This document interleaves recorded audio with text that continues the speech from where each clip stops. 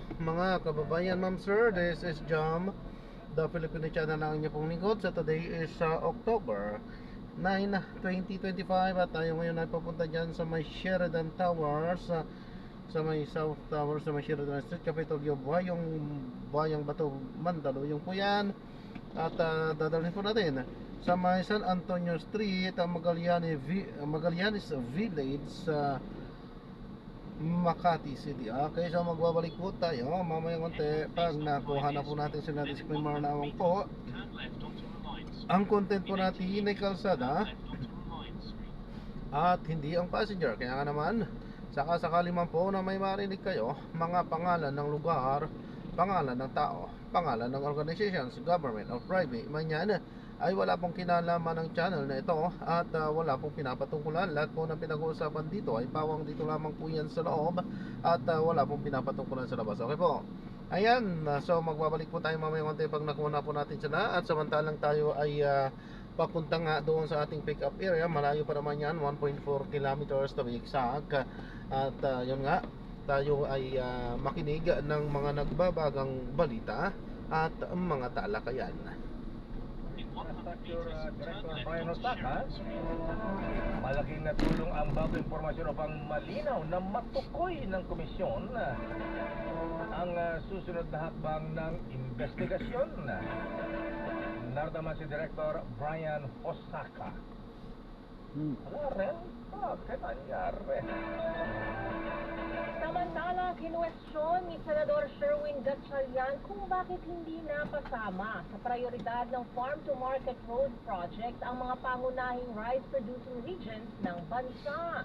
Sa datos na inilatag ni Gatchalian, tinukoy niyang nakinabang sa Farm to Market o FMR project noong 2023 at 2024 ang Region 5 at Region 8, mga region kung saan tubo sila dating Congressman Randy Ko at dating Speaker Martin Romualdez. Ibinigyan din ng Sharia na ilan sa mga kumpanyang nasangkot sa flood control issue ay nabigyan din ng FMR contract. Kabilang ang High Zone Construction ng kapatid nito o EGB Construction at Road Edge Trading. Dito Sharia nakalulungkot na napabayaan ang mga rehyong tunay na nagtutustos ng bigas sa bansa tulad ng Region 2 at ilang bahagi ng Mindanao. Narito ang bahagi ng pahayag ni Gatchalian. Para sa akin, hindi coincidental ito lahat. Pero isa rin nakikita namin na itong mga contractors ng flood control hindi limitado sa flood control. Meron din silang project sa FMR. Tingin ko may projects pa sila sa kalsada, may project sa irrigation. Samantala, handang tanggapin ng Department of Agriculture ang responsibilidad sa oras na ipatupad ang Farm to Market Programs. Ayon naman kay Agriculture Secretary Francisco Chu Laurel, mayroon lamang siyang pag-alinlangan dahil sa lawak ng anomalya sa DPWH na siyang may hawak ngayong sa nasabing programa. Sa budget deliberation sa Senado, ibinulgar ni Senator Sherwin Gatchalian na may 10.3 billion pesos na overpricing sa mga farm to market road projects noong 2023 at 2024 at ito ay napunta pa sa farm to cockpit road. Pinakamalaking halaga na nakita ni Gatchalian ay ang construction ng farm to market road sa barangay San Roque, Tacloban City, Leyte na may pondong 100 million pesos. Samantala, ininspeksyon ni Public Works Secretary Vince Dizon kahapon ang bumagsak na Pigatan Bridge sa Alcala, Cagayan. Sa kanyang pagbisita, agad niyang ipinag-utos ang pagtatayo ng temporary o detour bridge sa nasabing lugar habang isinasaayos pa ang permanenteng solusyon. Anya, dapat matapos ang temporary bridge sa loob ng 2 buwan upang matulungan ang mga pasahero, negosyante at lalo na ang mga magsasaka na naghahatid ng palay. Magtatalaga naman ang mga tauhan mula sa pambansang pulisya at lokal na pamahalaan ng Alcala upang mga siwa sa gagawing kalsada. Tututukan naman ni Senator Kiko Pangilinan ang chairman ng Senate Committee on Agriculture ang investigasyon sa isyu naman ng smuggling ng mga produktong agrikultura. Sa panayam ng damdaming bayan, sinabi ng Pangilinan na kahit sino mang opisyal ng gobyerno basta't merong ebidensya ay iimbestigahan. Natikos din ng Pangilinan ng Bureau of Customs dahil sa anyay tila sa bata na nila at may smuggler matapos matuklas ang isang food delivery rider lamang. Ang may-ari pala ng nakarehistrong importer na may 150 million pesos na halaga ng mga produkto. Narito si Senator Kiko Pangilinan. Paano na palusutan ito ng customs? Aha, ayan, tama. Ganun na ba walang kwenta ang proseso sa customs na yung isang panda delivery driver pwedeng maging isang importer ng nagkakalahagang 120 million pesos? Ay talagang hindi ito kapababayaan. Ito sabwatan. Kaya natin nais alamin ang katotohanan. Sino ang mga nasa likod itong gawain ito? Samantala, mas mainam na manatiling chairman ng Senate Committee on Agriculture si Senator Kiko Pangilinan dahil nakapag-umpisa na rin siya. Para sa mga reklamong matatanggap nila, tiniyak nito May kainan pala dito? sa kasalanan ng Mga store-store na pagkain naman pala. ng Administrasyon Marcos. Narito si Remulla. Ito pala yun.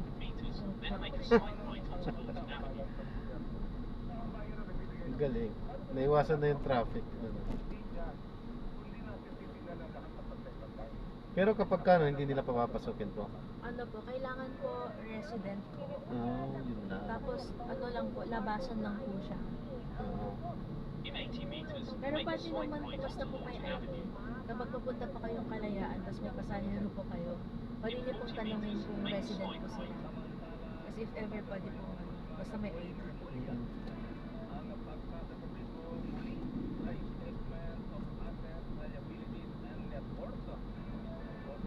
In 300 meters, keep height at the forecourt of Callion Avenue. Upang hindi naman malabag ang data privacy law. Sinabi niya na kailangan din malaman ang ombudsman kung saan gagamitin ng humingi ng salihan upang maiwasan ang pamumulitika.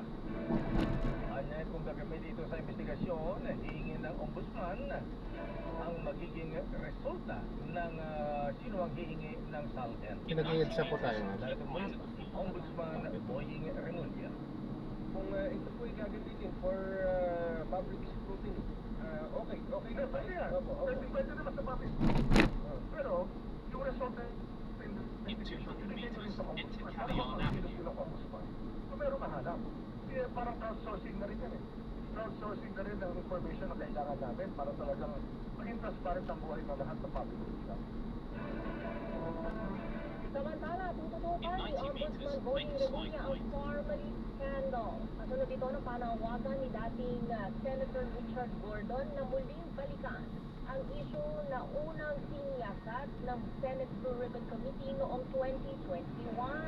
Ayon kay Remulla, hindi siya papayag kung hindi Continue for 1 kilometre, then take the route on the left towards EDSA. Isang kontrata na pinanggili ng medical supply sa kapagsagan ng pandemya ang 10 ito.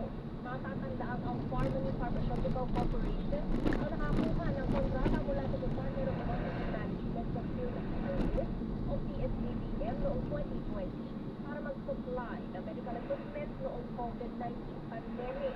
Pero kalauna na dawit sila sa aligasyon ng overpricing at irregularidad sa proseso ng procurement. Babalikan natin ang ilang pang detalye ng ating mga balita. Pangulong Bongbong Marcos Jr. din malamang sa bantang impeachment laban sa kanya. Todong seguridad para naman kay Vice President Sara Duterte Carpio. Tiniyak ng AFP kahit nasipag ang kanyang chief security. Continue straight in this traffic light. At report na nalugi ng 1.7 trillion pesos ang stock market. Continue for Isang 700 fake meters, news then take a ayon ramp sa on the left Malacanang. towards EDSA. Samantala, Baguio City rin ang bahagi ng Benguet Continue Mountain straight in this Province at traffic La light. Union. Binulabog ng may kalakasang lindol kanina. Ang detalye na mabalitang yan sa ating pagbabalik sa ating palatuntunang break time. All day break time. At Mr. Cesar ni Mr. Michael Ismaigay, Hermana Rodi Sarangaya at Kuyang Larry Francisco, 4:33. Ang oras na yan ay hatid sa inyo na. Champion Detergent para less time sa labada, more time sa pamilya. X3. Dito ako. Bili Champion Detergent para less time sa labada, more time sa pamilya. Perfect! Ang balitang ito ay hatid sa inyo ng ACS Manufacturing Corporation, ISO certified, maker of world-class quality Pride Detergent. Ang balitang ito ay hatid sa inyo ng Cardiopulmonary Exercise Test ng Makati Medical Center. Champion, pasalubong ng bayan. Continue straight to the first traffic light. I am Then at Bruce, the your second power traffic singing light, take tita. the My ramp on the left. God-given voice has brought me to where I am right now. Kung bilib kayo sa boses ko, sa MX3 capsule, dito ako bilib. Mahalagang paalala, ang MX3 capsule ay hindi gamot at hindi dapat gamitin pang gamot sa anumang uri ng sakit. All you need is Pride. Mas mapahihirapan ang cellphone sa Pride. Easy at worry-free ang laundry. Sa triple stain-away formula, tanggal na matitinding mancha. Based on theft, chocolate, mud, and seagulls cotton. Ako po, si Thea Petro Cruz para sa Pride. Gawa ng ECF. Si Mommy at si Washing Machine. Release the Pride Washing Machine Detergent. Hello, Washi! Hello, Mommy! Laundry day na naman. Ready ka na sa mancha, chocolate, putik, diba? Kaya yan ang Pride Washing Machine Detergent. May triple stain-away formula. Tanggal ang mapapit, manikit, at malupit na lupit mancha. Easy ang labada. Mula noon hanggang ngayon. All you need is Pride. All you need is Pride. Pride Detergent. In 100 Manufactured by meters, ACS take the ramp on the left at the ISO traffic certified, light. world-class quality. Ang linis na niya. In fairness, the glow up. May budget.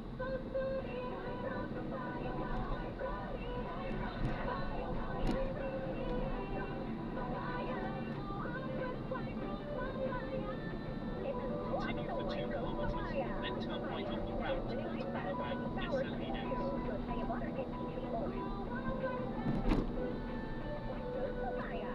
Ulit ang glow up. Regular use helps. Results may vary. One Rose Papaya. Manufactured by Inscan ISO certified world-class quality. Mga misis, mas masarap sa tenga ang tunog ng malinis na hugatin. Yung kapag sinuskus mo ng daliri, alam mong walang bahid. Kasi yung tunog, yan ang heavy-duty use ng Smart Dishwashing Paste. Smart Dishwashing Paste. May double tanggaling formula kaya tanggal sebo, tanggal bacteria pa. Yan ang Smart Dishwashing Paste. Plato, kaldero, plastic, is fantastic. Ako po si Thea Petro Cruz para sa Smart Dishwashing Paste, a product of ACS Manufacturing Corporation. Maulan man, no worries, naamoy kulog ang damit.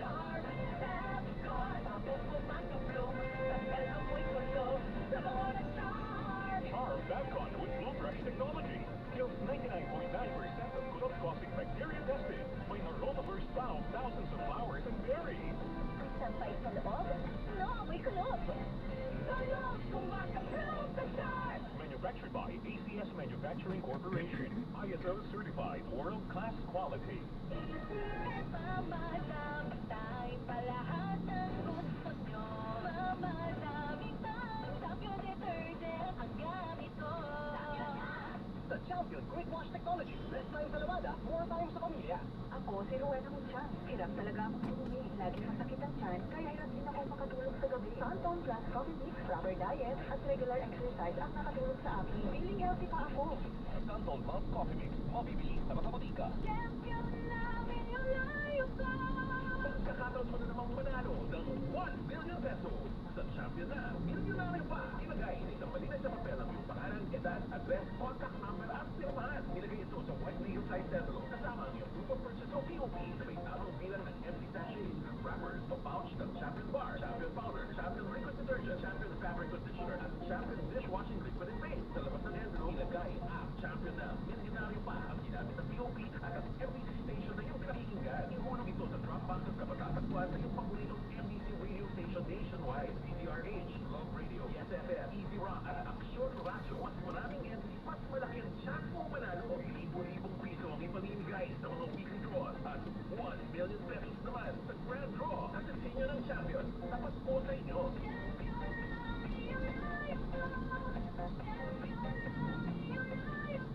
Postal Service Directory to page for more details. Promo period is from October 5 to December 5, 2025. EDI Fairness Permit number SEB 35097, series of 2025.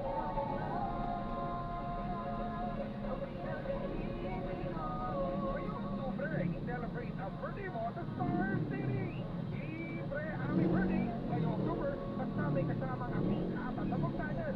Ang apat hanggang 10 na kasama ay may 10% discount bawat isa. Tara na at ipagdiwang ang iyong karawan sa Star City! First 40 years promo run from June 24, 2025 to June 24, 2026 for BPI Gear Free to meet the first FEC-4 years of 2025. Ang mga mami simula pa lang sinisigurado ng mas alaga at proteksyon ang binibigay nila sa mga bagets nila, lalong-lalo na sa tips ng pamilya. Dapat Max Alaga, Max Protection din from unique toothpaste with Max Protect formula. Max mag-protect because it helps stop cavities even before they start. At Max pa mag-alaga ng breath kaya fresh ang hininga with regular use. Tandaan mami, para Max Alaga, mas protektado ang ngipin ng pamilya with 8 maximum fluoride protection. Tuwagan ng ACS at nagtitiwala sa mga produkto ng ACS. Ako po, si Thea Pecho Patrulid.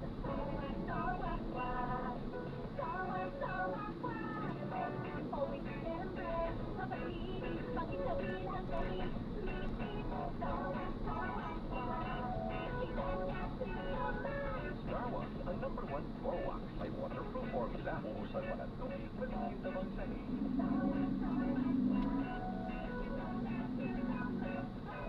Starwax Floor Wax, manufactured by ACS Manufacturing Corporation, ISO certified, world-class quality.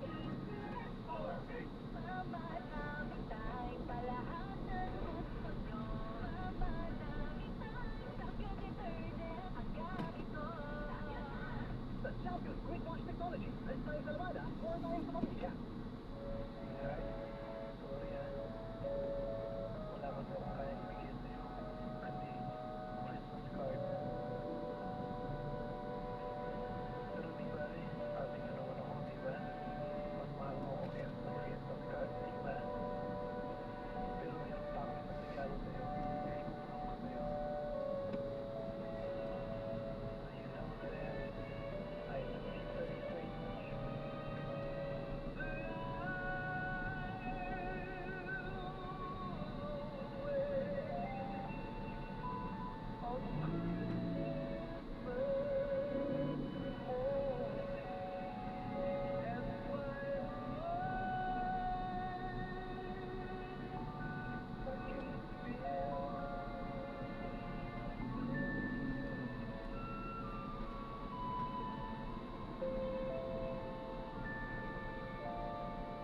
Keep left and continue straight. Merry Christmas, Ninang Bea. Ano po, Tito Pito. Ha? Tito Pito lakay. Itong araw na lamang. Wala ka pa sa birthday ang ito. 77 days before Christmas. Ang bilis ng panahon, mga ninong, mga ninang. Or 80. Break time. Standby sa ating mga report. Standby. Let's pula sa Malacanang. Aba, yung piyesta ng mga negosyante sa Pilipinas na nanatiling solido ayon sa palasyo. At pagbuwag sa DPWH, ala, inirekomenda at pupuwagin na. Sandali naman sa mga report, pero alam nyo ba? Alam nyo ba mga lolo, mga lola, mga kuya, mga ateng, na 8 sa 10 atake sa puso ay kadalasang nangyayari sa loob ng bahay?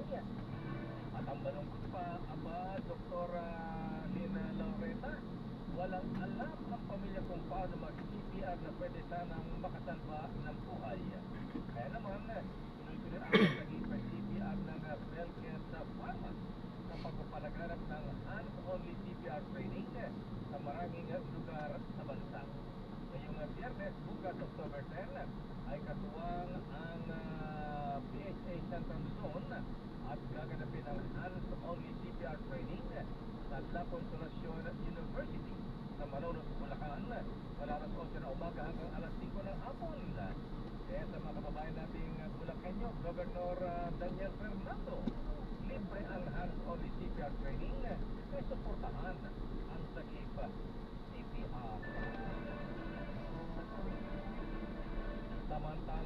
detalye ng ating mga balita.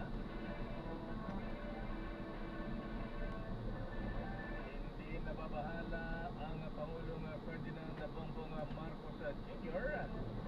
at orado siyang panahon para patulan ang plano impeachment complaints laban sa kanya. Ay kaya pala sa press Undersecretary Clara Castro, abala ang Pangulong Marcos sa pagtatrabaho at pagtulong sa Pilipino kaya hindi niya pinapansin ang plano impeachment complaint ni Congressman Kiko Miao Barsaga. Sabi ni Castro, sa trabaho ng Kamara ang usapin ng impeachment at tiwala ang palasyo na gagalang ng mga kongresista. Wala nang binigyan din ni Castro na madali lang magbintang, ngunit kung walang matibay na ebidensya, hindi dapat paniwalaan ang mga paratang. Narito si Yusek Claire Castro. Ngayon na marami pong ginagawa ang Pangulo, hindi po pinapansin ang mga ganyang klaseng usapin. Hindi ang Pangulo na pagtulong sa mga kababayan natin, maraming trabaho.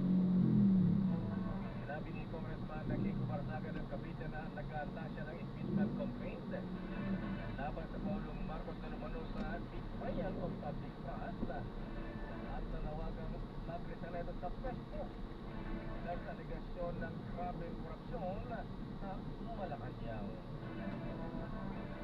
Sa iba pang balita, tiniyak ng Armed Forces of the Philippines na sapat pa rin ang proteksyon ni Vice President Sara Duterte sa tulong ng AFP Security and Protection Group o ASPG. Sa kabila ng pagkakasibak ni Colonel Raymond Lachica bilang commander nito.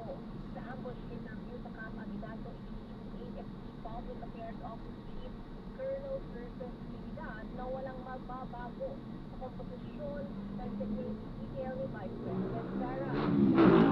Yan ay hindi lang pangalawang pangulo ang nabantayan ng AFP sa iba pang otoritado CIC. Matatandaan organize ang DPSCG at ginawang ASPG nito Petrero at sa kalagitnaan ng taon ay kasamang pinasuhan sa ombudsman si Colonel Lachica dahil sa pagkakakalagitad sa confidential funds ng Office of the Vice President. Narito, Trinidad.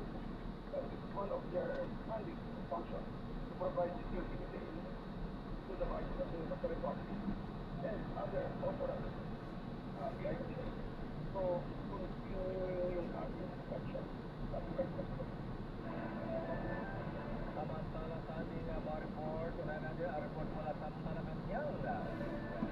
Kumpiyansa naman ang negosyante sa Pilipinas na nanatiling solido ayon sa Malacanang. Aling sa report din na nagtitipid kami ng Glenn. Nakainis kaya tiniyak ng Malacanang na nananatiling matatag ang tiwala ng mga mabubunan sa bansa at lahat ng mga isyu ng korupsyon.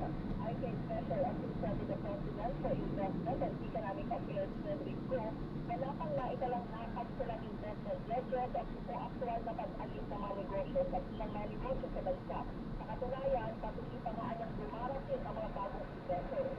Kabilang sa mga inaasahang proyekto ay isang bilyong dolya ang pamumulan mula sa isang Korean company na una lang inasahan ng Facebook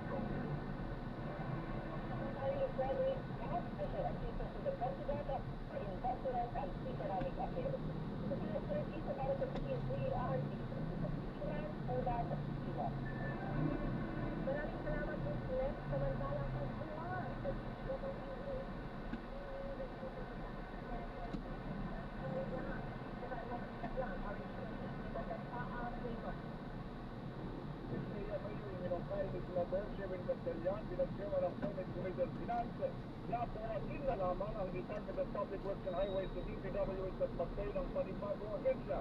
Ito'y dahil sa pinsin ng katiwalian na pinasasakutan ng mga opisyal at kawali ng DPWH. Kasunod ito ng report na may naikit-apat na rong mga goals not crucial projects na natagwasan sa iba't ibang bahagi ng bansa. Nangangahulugan na hindi lamang sa Bulacan, merong mga corrupt na DPWH officials, kundi halos sa lahat ng opisina ng DPWH sa buong bansa. At hindi lamang limitado ang korupsyon sa kanilang kinasasamputan na flood control project, kundi sa construction ng mga kalsada, farm-to-market roads, school buildings, hospitals at kampo ng mga polis at militar. Sabi ni Gatchalian, tiwala siya sa kakayahan ng Secretary Bill Clinton, ngunit aabuti ng taon bago malinis sa ayos ang sistema sa DPWH. Aminado ito na isang extreme idea ang rekomendasyon na pagbuhat sa DPWH ngunit ito ay resulta ng kanyang frustration sa lawak ng korupsyon na kinasasangkutan ng ahensya. Narito si Senador Sherwin Gatchalian. Kung ako tatanungin, magtayo na lang ng bagong DPWH. Gumawa ng bagong tao dahil parang ako kasi naniniwala kung hindi mo ang ating philosophy sa management. At dahil ito kasi sa punto na gumawa ka na lang ng bago. Kasi I think it will take years and years for Secretary Bill to clean up. Maraming gagawin. Digitalization, of course, makatuhan yung mga dapat natuhan, at may mga dapat na checklist yung tama yung ginagawa. Pero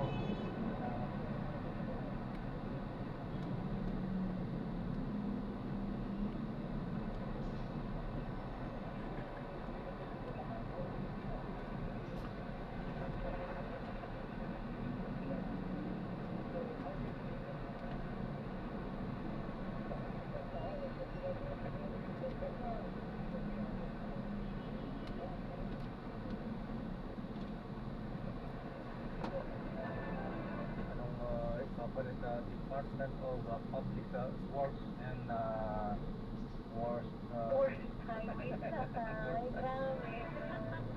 Samantala, dumakot sa Kamara propose National Budget for 2026.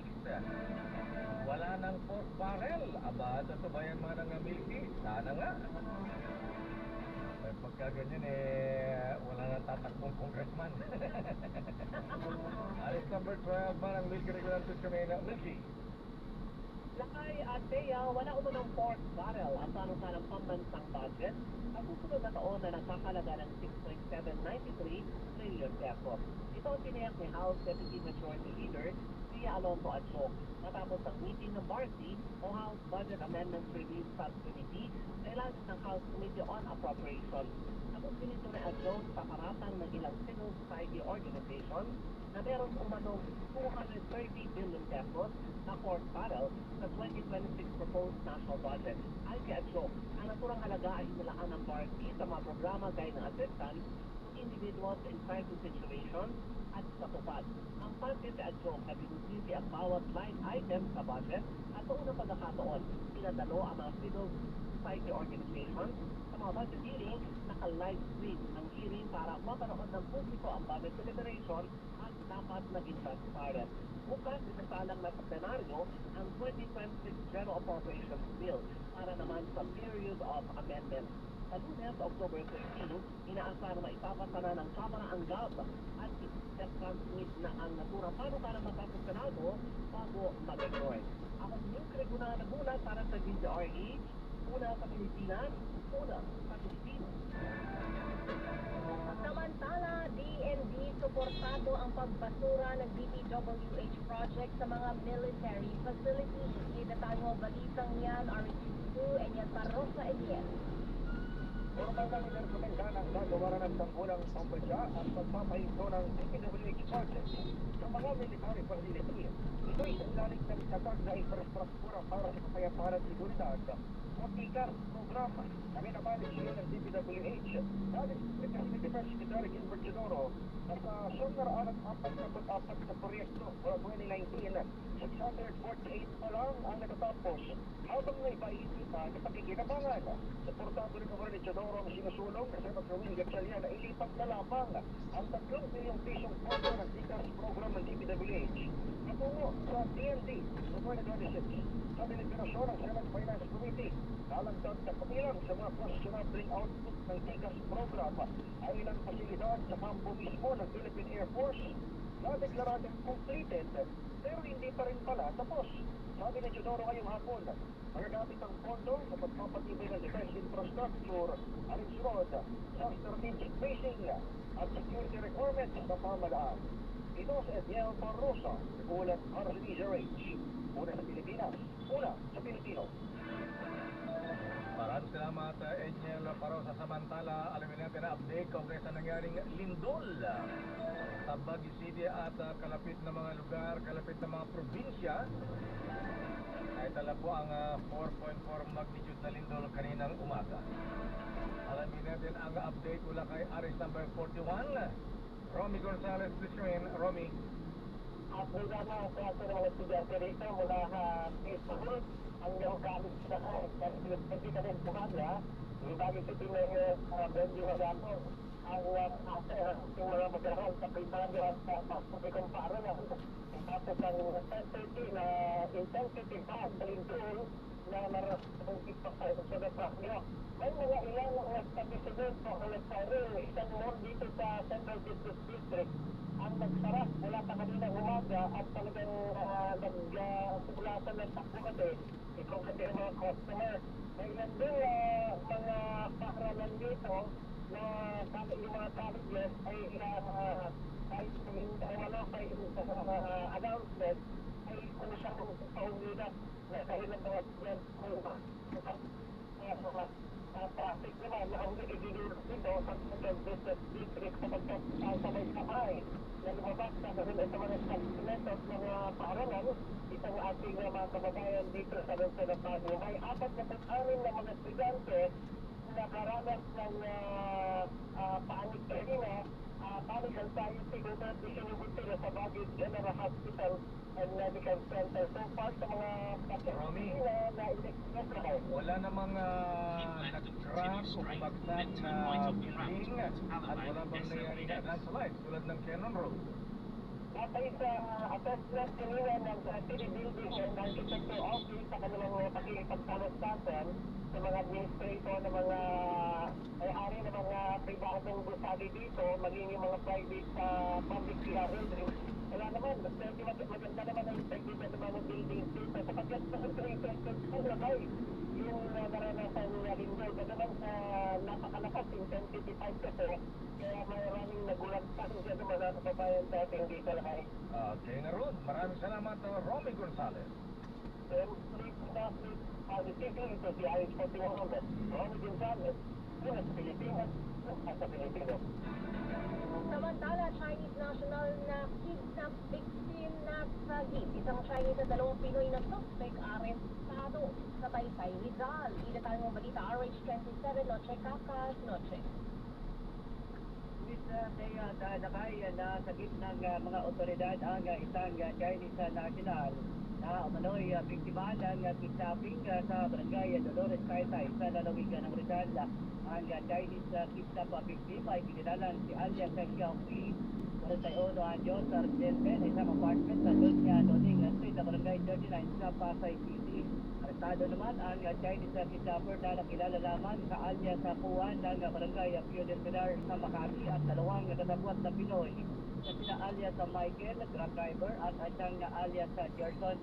Nahanting naman nga lakay Mistaya ng pulisya ang 2 Chinese suspect. Ayon sa report, nagkayayaan mag-inuman ang 2 Chinese at 2 Pinoy sa isang bahay na pamangkin ng suspect sa lugar ng Malating ang dalawang Chinese nagkaroon ng mainitan na pagtatalo hanggang sa nagkasakitan. Kaya nabulabog at tumawag ng barangay tanod ang mga residente sa lugar. Paman sa bayan ng interviewer na tinitkap sa Malaysia ng mga suspect mula sa Pasay City at dinala sa Taytay Rizal. Nang napuntahan naman ng biktima ang kanyang kondominium sa lungsod ng Pasay na pagdalaman na nawawala na ang kanyang sasakyan na kumarang fluorescent kulay gray, passport at iba pa. Iniyan naman ng tatlong suspect na ng pera ang biktima batay sa bayang ito sa Chinese in-air repair. Ayon sa President na nilabas ng DZRA tulad ng Pilipinas at tulad ng Pilipinas. Then in 90 meters, make a side Muchas gracias, Noche Caca, sa Buenas tardes.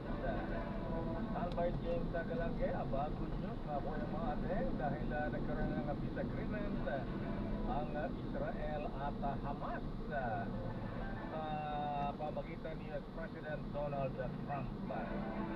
At isa pang good news, balik normal na operasyon ng Land Bank of the Philippines sa Masbate at Cebu matapos tamaan ng matinding kalamidad ang dalawang probinsya.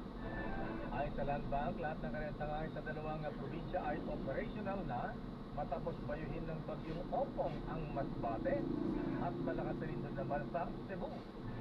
Sa kabilang epekto ng kalamidad sa kanilang serbisyo ay patuloy ang pagtulong ng Land Bank sa mga sinalanta ng bagyo at lindol. Sa katunayan, halos sa 5 million pesos na ang naipamahagi ng Land Bank para sa komunidad na napinsaran ng bagyo at lindol. At meron pang exciting na balita para sa inyo mga kuyang mga ating. Ngayong 50th anniversary ng Mega 5 Mega Millionaire, yung promo na may up to 50 million pesos worth of prizes. Kasama na dyan ang instant chika sa vouchers at maging monthly winner ng brand new car na Toyota o kaya ay 1 milyon. Simple lang pong sumali ha. Bumili lamang ng specially marka Mega Sardines, Mega Mackerel at King's Coffee Products. Kunin ang promo code sa loob ng ngataw sa shake at isend sa official Facebook page ng Mega Sardines. At paalala po, itago ang sachet o takip ng lata na may promo code dahil kailangan ito para mag-claim ang major prize kung sakaling manalo tulad ni Daisy Super Mega ng Iloilo na nanalo ng Toyota Range at si Nor Aini sa Harani Usni ng Zamboanga City na nanalo ng 1 milyon. Kaya mga ating mga kuyang sali na sa Mega Millionary promo. Paalala nyo, sabi nga ni Bossing Marvin na Chulin, kaya na ang manalo ng Toyota at 1 milyon. At sa ating global news, Israel Hamas sumang-ayon na sa unang phase ng peace agreement ay kay US President Donald Trump. Ang itali mula kay James Galangge. James. Kahit good news ka dahil ilang-issue na ni US President Donald Trump na parehong sumang-ayon na ang Israel at ating grupong Hamas na inihaing unang phase ng peace agreement ng Amerika. Yan ay matapos makatanggap ng White House ang balita para pagkatapos ay 2 taong anibersaryo ng biglangan.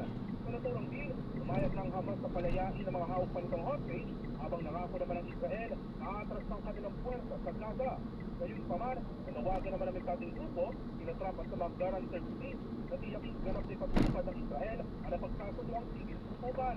Nakapagka naman magpunod sa Middle East para siya naging mismo ang manguna sa nagpapatuloy na peace talk. Narito si US President Donald Trump. It's never happened before. Nothing like this happened before. Our final negotiation, as you know, is with Hamas, and it seems to be going well. So we'll let you know. If that's the case, we'll be leaving probably on Sunday, maybe Saturday.